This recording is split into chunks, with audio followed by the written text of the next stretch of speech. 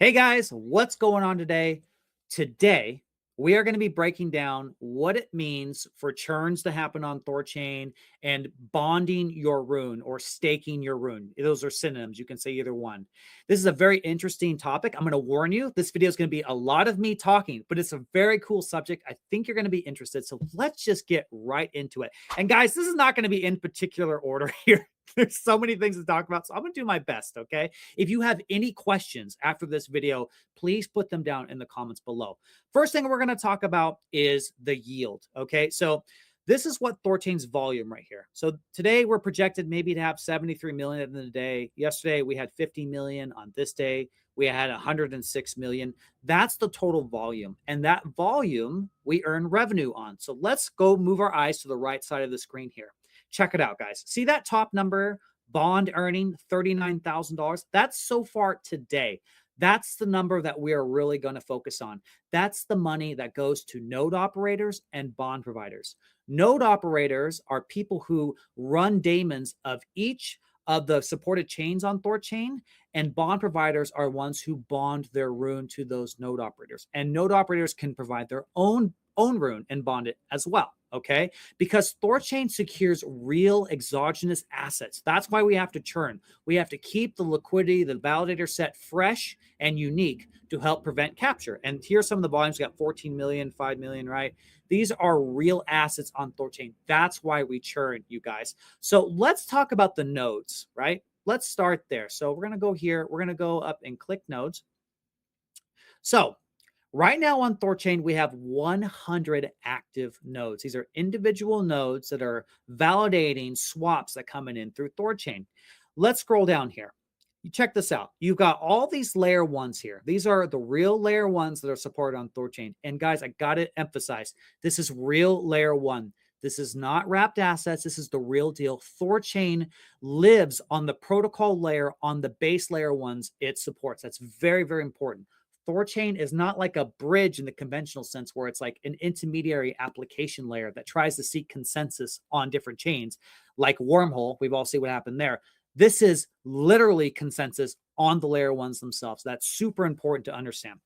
Check it out, guys. These are all individual node operators here. Okay, so this is the active set. See, active, active, active. These are the nodes that are currently in the system that are earning yield by facilitating swaps. And right now we are in the middle of a churn. So let's scroll down. Scroll all the way down. These are the standby nodes. These are eligible nodes right here. These are the nodes that are trying to get into the network. And if you can see by these arrows here, these are churning in, right? They've got their bond right here. They're ready to go. So they're going to be, their vaults are going to rotate into the network, their bonded rune, and then they're going to start facilitating these swaps. If we go all the way back up, we have some nodes that are churning out. Why do nodes churn out? Well, we have three primary metrics for this. We have oldest, we had the lowest bond, and we had the highest slashes. So the reason why we do the oldest is because we don't want nodes to stay in the network forever, right? Because that is a capturable thing that's gameable, right? If you wanted to capture the network, you could just get nodes, and if you're good performance, you just stay in for as long as possible, right? We want a fresh validator set all the time to prevent the ability for them to capture the network. Super important. Lowest bond, we want to have the most security in the network, right? The most collateral available, because when node operators have their rune bonded and BPs have their rune bonded, bond providers, right? They can't access their rune. So if they were to try to do something nefarious, for example, I don't think that's ever happened so far, but if they were, they would get slashed and they would lose their bond, which would hurt them tremendously, right? And then highest slashes. So slashes, there are two types of slashes. There are slashes for malicious behavior. Again, I don't think that's ever happened so far. And there's also slashes for poor performance. And these are the slashes for poor performance. And this can happen for a variety of reasons. Sometimes their hardware goes down. Sometimes they get unlucky. Or sometimes they're just not quite as competent as other node operators, right? Regardless, THORChain is based on meritocracy, and that's why this node operator is going to be churned out. They'll get themselves fixed, and I'm sure they'll try to churn right back in. For slashes that happen on performance, their initial bond doesn't get slashed, but they lose rewards, and those rewards get redistributed to other nodes, right? If they were to do something nefarious, then their bond would get slashed, which is a whole different game entirely.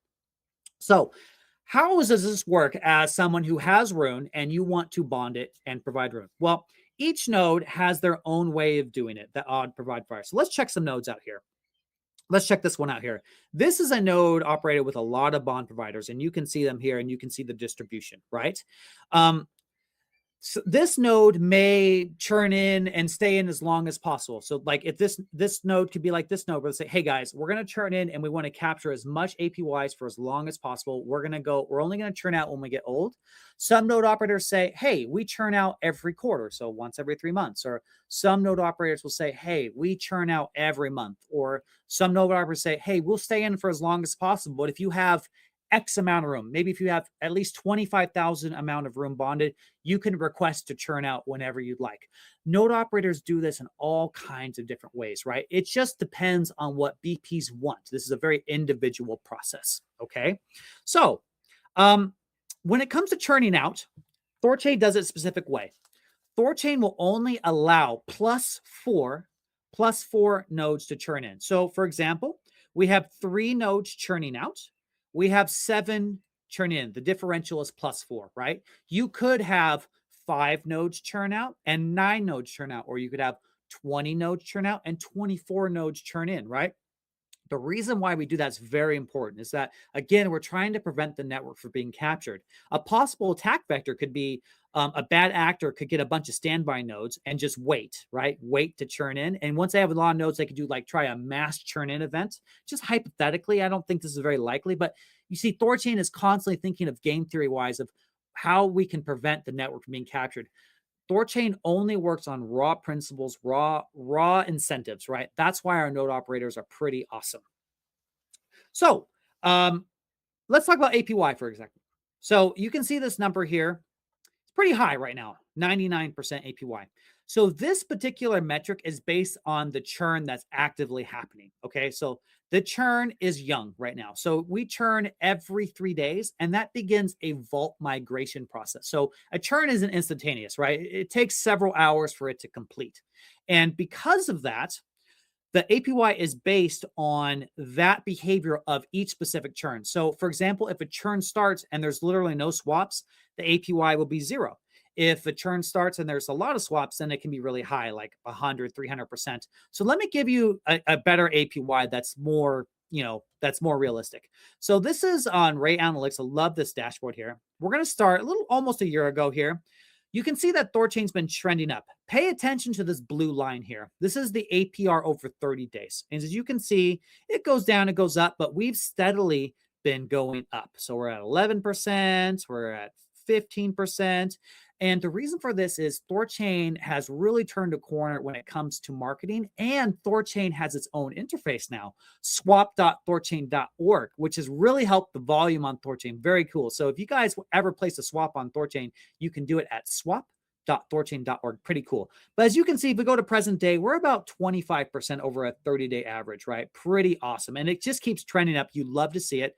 If you go to runebond.com, it says 40%. I think that's because this is based on a 7-day APY. So the point I'm trying to make here is the APY is calculating past performance over an arbitrary time frame, and that's why you have different values.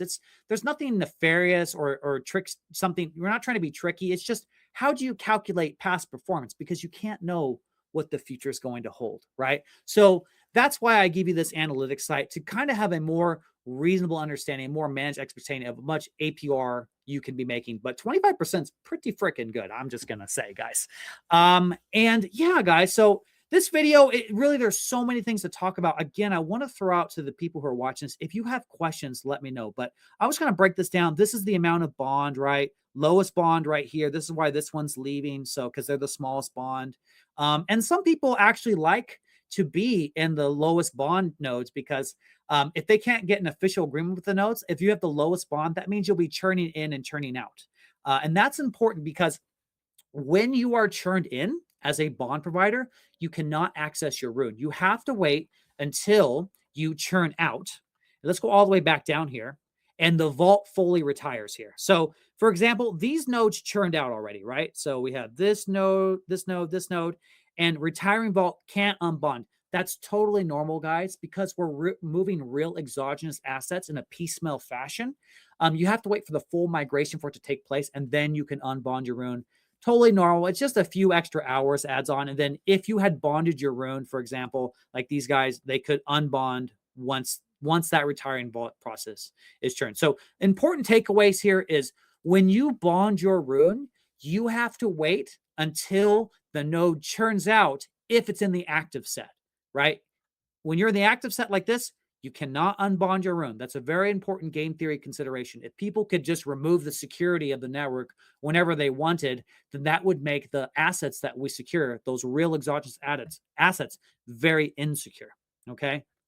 I hope you guys are understanding what I'm saying here. This is a lot to talk about, guys. And there's it's a really cool system though, right? This works. This has been going on for, I think, 5 years now. We're going on 5 years, and THORChain has grown up a lot. It has changed a lot. This is a wonderful system. This is real DeFi. This is the real deal. And that's how you guys earn yield on your rune. Super, super cool, guys. In the next video, we're going to be going to runebot.com, and we're going to be giving you a tutorial on how you can whitelist and then how you can bond your rune. We're also going to briefly touch on the previous ways you had to bond your rune, how much of a headache it used to be, and how much simpler it is now, guys. So definitely keep an eye out for that video.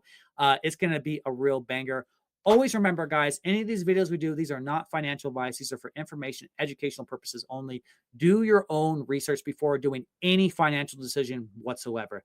But if you guys like this content, please like, comment, and subscribe to our YouTube channel. A lot more videos coming soon, guys. That's all. Thanks for hanging out with us today, guys. Take care. Bye-bye.